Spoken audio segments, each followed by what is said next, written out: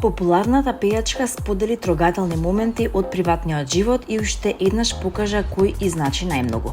Пејачката Северина Вучковиќ сподели трогателен увид во својот приватен живот со своите следбеници, објавувајќи серија фотографии со својот син од нивниот летен одмор на Корчула. Само со неколку зборови пејачката откри што е вистинска среќа за неа. Идила на одмор по турбулентен период. На фотографиите се гледаат Северина и нејзиниот син во приградка на Камен ѕид со поглед на пристаништето капано во зајдисонце. Нивните насмевки и љубовни погледи зборуваат погласно од зборовите, а пејачката напиша краток опис со објавата. За мене среќата е и хаштагови. Волим што се волимо. Овие моменти на релаксација на Корчула доаѓаат по динамичен период за пејачката. Нејзината летна турнеја Јас само пеам беше помалку успешна, а концертот во Полската арена, закажан за 8 август, беше распродаден речиси 1 месец однапред. Во исто време, на почетокот на јули, таа доживеа улеснување откако беше ослободена од обвинението за наметливо однесување во случај поврзан со долгогодишна и медиумски експонирана битка за старателството. Анастасија Ражњатовиќ и Немања Гуделј стана родители на син Илијана, а Евеа вилата во Севилја каде што бебето ќе порасне. По нивната венчавка Анастасија Ражњатовиќ и Немања Гуделј се преселија во нов дом во Шпанија, каде што градат заеднички живот далеку од очите на јавноста. Двојката внимателно избра место за своето семено катче, а фудбалерот купи пространа куќа на шпанскиот брег во близина на морето.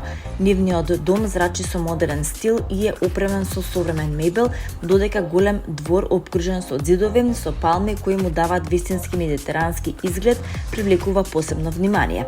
Куќата им нуди мир и приватност, но и сите услови за удобен живот. По интимната венчавка во манастирот Раџиновац, на која присуствуваа само нивните најблиски пријатели, Анастасија и Немања решија да го продолжат заедничкиот живот во Шпанија, каде што фудбалерот успешно ја гради својата кариера.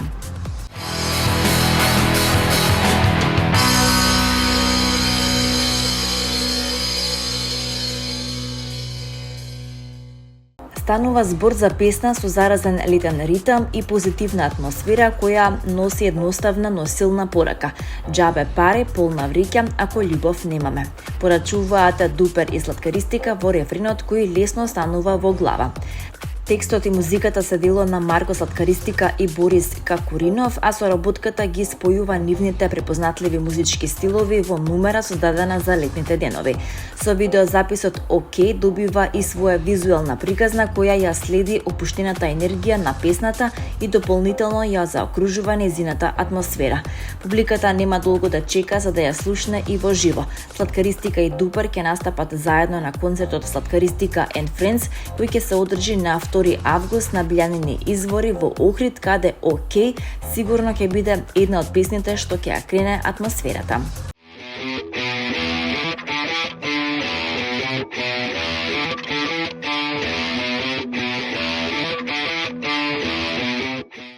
Незаборавно музичко доживување исполнето со виртуозност и длабока емоција приреди италијанското трио Кимера, кое настапи вчера вечер на 66-то издание на фестивалот Охридско лето.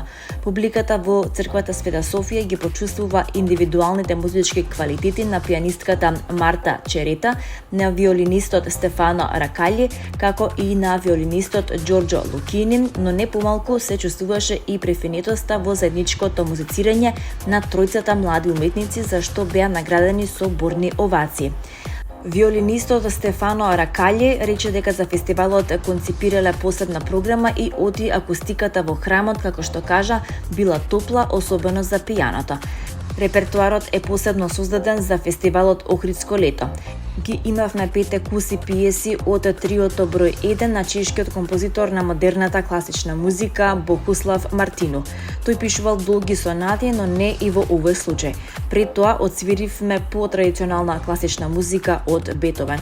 Тој како млад композитор сакал да ги покаже своите способности пред публиката во Виена и затоа го создал ова трио во С мол опус 1 број 3, кое е најромантично и истовремено бурно по карактер дело. Вечерта ја завршивме со славното дело на Димитри Шостакович, трио број 2, напишано за време на Втората светска војна и посветено на неговиот драг пријател Иван Солертински, руски музеолог и политолог, појасни Ракањи.